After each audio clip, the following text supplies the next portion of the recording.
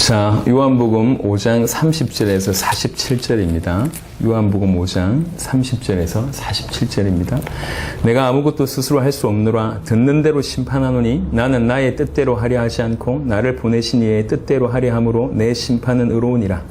내가 만일 나를 위하여 증언하면 내 증언은 참되지 아니하되 나를 위하여 증언하신 이가 따로 있으니 나를 위하여 증언하신 그 증언이 참인 줄 아노라. 너희가 요한에게 사람을 보내매 요한이 진리에 대하여 증언하였느니라. 그러나 나는 사람에게서 증언을 취하지 아니하노라. 다만 이 말을 하는 것은 너희로 구원을 받게 하려 함이니라. 요한은 켜서 비추이는 등불이라. 너희가 한때 그 빛에 즐거이 있기를 원하였거니와 내게는 요한의 증거보다 더 큰 증거가 있으니 아버지께서 내게 주사 이루게 하신 역사 곧 내가 하는 그 역사가 아버지께서 나를 보내신 것을 나를 위하여 증언하는 것이요 또한 나를 보내신 아버지께서 친히 나를 위하여 증언하셨느니라. 너희는 아무 때에도 그 음성을 듣지 못하였고 그 영상을 보지 못하였으며 그 말씀이 너희 속에 거하지 아니하니 이는 그가 보내신 이를 믿지 아니함이라. 너희가 성경에서 영생을 얻는 줄 생각하고 성경을 연구하거니와 이 성경이 곧 내게 대하여 증언하는 것이니라. 그러나 너희가 영생을 얻기 위하여 내게 오기를 원하지 아니하는도다. 나는 사람에게서 영광을 취하지 아니하노라. 다만 하나님을 사랑하는 것이 너희 속에 없음을 알았노라. 나는 내 아버지의 이름으로 왔으면 너희가 영접하지 아니하나 만일 다른 사람이 자기 이름으로 오면 영접하리라. 너희가 서로 영광을 취하고 유일하신 하나님께로부터 오는 영광은 구하지 아니하니 어찌 나를 믿을 수 있느냐. 내가 너희를 아버지께 고발할까 생각하지 말라. 너희를 고발하는 이가 있으니 곧 너희가 바라는 자 모세니라. 모세를 믿었더라면 또 나를 믿었으리니 이는 그가 내게 대하여 기록하였음이라. 그러나 그의 글도 믿지 아니하거든 어찌 내 말을 믿겠느냐 하시니라. 아멘. 특별히 이제 오늘 본문은 예수님의 자기 증거 아니면 예수를 믿게 하는 증언 요 정도로 이제 제목을 붙일 수가 있을 것 같습니다. 30절에 내가 아무것도 스스로 할 수 없노라. 듣는 대로 심판하노니 나는 나의 뜻대로 하려 하지 않고 나를 보내신 이의 뜻대로 하려 함으로 내 심판은 의로우니라 라고 얘기합니다. 본인의 심판을 얘기하면서 본인의 심판은 의롭다. 왜 그러냐? 내 뜻대로 하지 않고 나를 보내신 이의 뜻대로 하기 때문에 내 심판은 의롭다라고 얘기하고 있습니다. 성부 하나님께서 이 절대적인 의를 피조물의 찬양을 받을 수밖에 없는 절대적인 의를 당연히 가지셨고요. 그리고 이제 우주 만물을 의로 통치하시는 분이 하나님이시고 또 의로서 심판하십니다. 그러므로 절대적으로 하나님께 의존하고 있는 그리스도의 심판도 그와 같이 의로울 수밖에 없다라고 하는 어떤 전개입니다. 그리고 아무것도 할 수 없노라라고 얘기할 때 어느 정도 예수님께서 자발적으로 그 아버지 하나님께 순종하고 있는지를 보여줍니다. 하나님이신 그분이 아버지 하나님께 이토록 순종하는 모습을 보이고 있습니다. 그러니까 우리가 어떤 삶을 살아야 될지는 예수님의 모습을 쫓아간다고 할 때에 철저하게 그 아버지 하나님을 인식하고 순종하는 것이 너무 중요하다라고 이해할 수 있을 것 같습니다. 그리고 나서 31절부터 이제 증언에 대해서 예수님의 자기 증거를 쭉 얘기합니다. 내가 만일 나를 위하여 증언하면 내 증언은 참되지 아니하되 나를 위하여 증언하시는 이가 따로 있으니 나를 위하여 증언하시는 그 증언이 참인 줄 아느라. 나를 위하여 증언하시는 이는 따로 있으니 이거는 딴 게 아니라 절대 의로우신 하나님이시라고 볼 수 있고 그 절대 의로우신 하나님의 증거를 받음으로 그리스도에 대한 지금까지 증거가 절대적으로 신빙성이 있다라고 하는 부분이고요. 그 다음에 33절에 요한에 대한 얘기를 꺼냅니다. 너희가 요한에게 사람을 보내매 요한이 진리에 대하여 증언하였다. 요한은 요한의 역할을 감당한 겁니다. 그러나 나는 사람에게서 증언을 취하지 아니하노라. 예수님께서는 그 자신 혹은 친히 증거해 주시는 아버지의 증거만으로도 충분히 자신의 신성을 입증할 수 있습니다. 그런데 왜 다만 이 말을 하는 것은 너희로 구원을 받게 하려 함이니라 라고 얘기를 했냐면 세례 요한의 증거는 예수님에게는 절대적으로 필요한 것은 아니었습니다. 하지만 사람들이 그 증거 즉 그리스도에 관한 구원의 메시지를 받아들이면 구원에 이를 수 있다는 점에서는 가치나 효율성이 있기 때문에 진이기 때문에 이렇게 이 말을 하는 것은 너희로 구원을 받게 하려 함이니라 라고 말씀을 하고 있습니다. 그러면서 요한은 켜서 비추이는 등불이라. 너희가 한때 그 빛에 즐거이 있기를 원하였거니와 내게는 요한의 증거보다 더 큰 증거가 있으니 이렇게 얘기를 하는 겁니다. 당시에 부패하고 형식적인 종교의 사람들은 식상에 있었는데요. 그때 이제 요한이 나타나서 요한이 한 메시지를 유대 사람들은 일시적으로 기뻐해 했다고 볼 수가 있습니다. 그러면서 요한에게는 큰 매력을 느꼈다고 볼 수 있지만 정작 요한의 메시지의 핵심이었던 그리스도의 도래나 아니면 그리스도의 증거를 받아들이는 이 일에 있어서는 굉장히 성실성이 없었다, 약했다 이렇게 볼 수가 있습니다. 이제 밤에 이렇게 촛불 같은 거를 키면 아니면 전기불 같은 걸 키면 밤이 어둡기 때문에 아주 밝아요. 그러다가 낮에 이렇게 태양이 떠오르면 이 촛불이나 그 다음에 이제 이 전기불 같은 게 상대적으로 희미해질 수밖에 없습니다. 요한과 예수님의 모습이 그런 겁니다. 비추이는 등불인데 태양이 떠올랐어요. 그럼 자연스럽게 이 의미는 퇴색될 수밖에 없는 그런 겁니다. 그래서 요한의 증거와 예수님의 증거를 이렇게 이제 비교를 하는 거죠. 그러면서 예수님의 증거를 세 가지를 크게 얘기를 하고 있습니다. 하나는 내가 내 혼자 나를 증거한다면 그렇겠지만 나를 증거하는 것이 특별히 세 가지가 있다. 하나는 나를 증언하신 하나님, 두 번째는 나를 통해서 일어난 역사, 세 번째는 성경, 이것이 다 나를 증언하고 있다. 이러면서 이제 풀어냅니다. 내게는 요한의 증거보다 더 큰 증거가 있으니 아버지께서 내게 주사 이루게 하신 역사, 곧 내가 하는 그 역사가 아버지께서 나를 보내신 것을 나를 위하여 증언하는 것이요. 나를 통해서 일어나는 그 역사가 나에 대한 증언을 하는 것이요. 또한 나를 보내신 아버지께서 친히 나를 위하여 증언하셨느니라. 너희는 아무 때에도 그 음성을 듣지 못하였고 그 형상을 보지 못하였으며 그 말씀이 너희 속에 거하지 아니하니 이는 그가 보내신 이를 믿지 아니함이라 라고 얘기를 하고 있습니다. 이제 예수님의 당신을 증언하는 것을 특별히 세 가지라고 얘기하고 있는데, 하나는 당신을 통해서 일어난 역사, 두 번째는 당신을 증언하신 하나님 아버지, 그리고 세 번째는 39절에 보면 성경에서 너희가 영생을 얻는 줄 알고 이 성경을 상고하지만 사실은 이 성경이 내게 대하여 증언하는 것이다 라고 얘기하면서 세 가지를 얘기하고 있습니다. 그런 중에 37절에 너희는 아무 때에도 그 음성을 듣지 못하였고 그 영상을 보지 못하였으며 그 말씀이 너희 속에 거하지 아니한다고 얘기를 하고 있습니다. 사실 유대인들이 그 형상을 보지 못하였다. 이 말은 맞습니다. 받아들일 수가 있어요. 하지만 유대인들이 그 음성을 듣지 못하였다라고 하는 것은 받아들일 수가 없는 거죠. 왜 그러냐면 그 음성을 들어서 이 모세오경을 비롯해서 성경에 어떤 말씀이 있는 것이고 그 음성을 들었기 때문에 자기들이 이렇게 인생을 드린다고 생각하고 그 나름대로 하나님을 사랑한다고, 그래서 율법을 철저하게 지킨다고 생각했던 사람들을 향하여 예수님께서는 얘기합니다. 너희는 보지도 못했을 뿐만 아니라 듣지도 못했고 그 다음에 그 말씀이 너희 속에 거하지도 아니한다라고 아주 맹렬하게 비판을 하고 있습니다. 어떻게 보면 오히려 유대인들은 이것에 대해서 굉장히 자부심을 가지고 있었던 사람들이에요.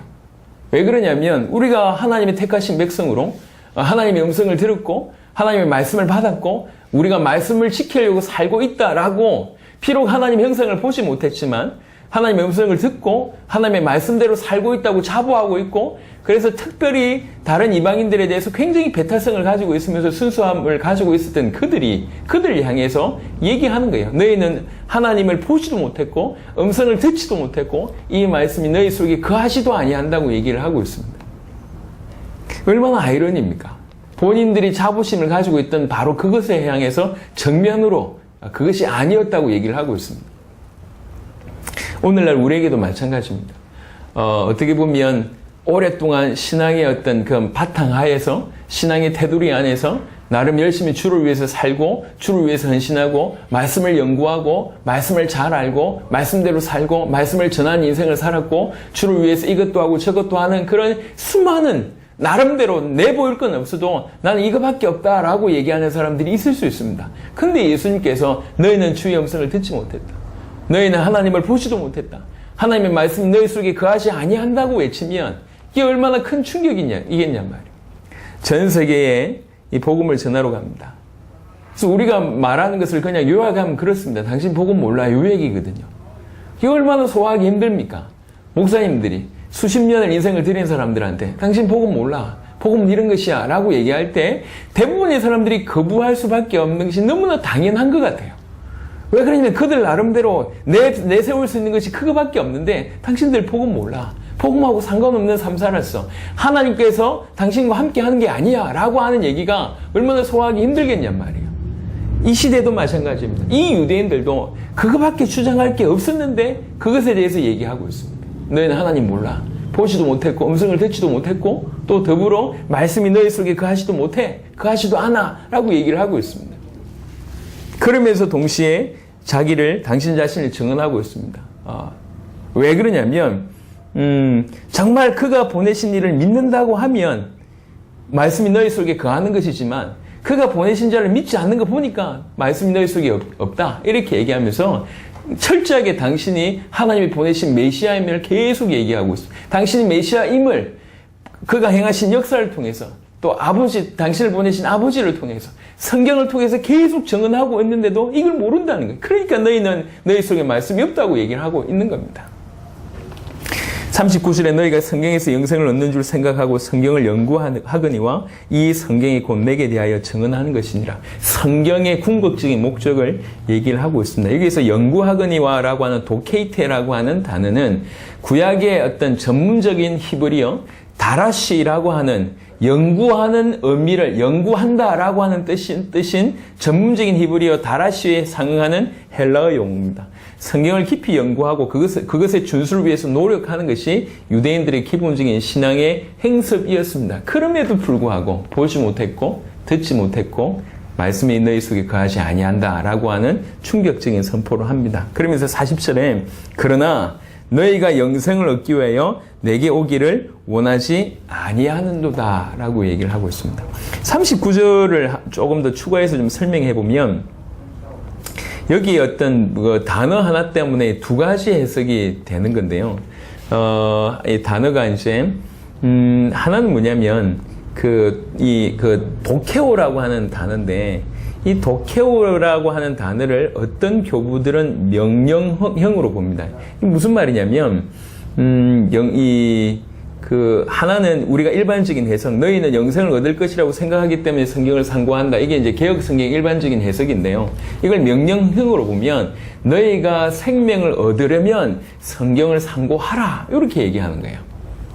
생명을 얻으려면 성경을 상고하라. 이게 명령형이고, 그 다음에 이제 일반적인 부분은 너희가 영생을 얻기 위해서 성경을 상고하지만 이렇게 이제 되는 겁니다. 약간 이렇게 다른 각도죠. 제가 왜 이 얘기를 하냐면 이제 스페니시권에 와서 이제 메시지를 전할 때 명령형으로 되어 있는 번역본이 있는 것 같아요.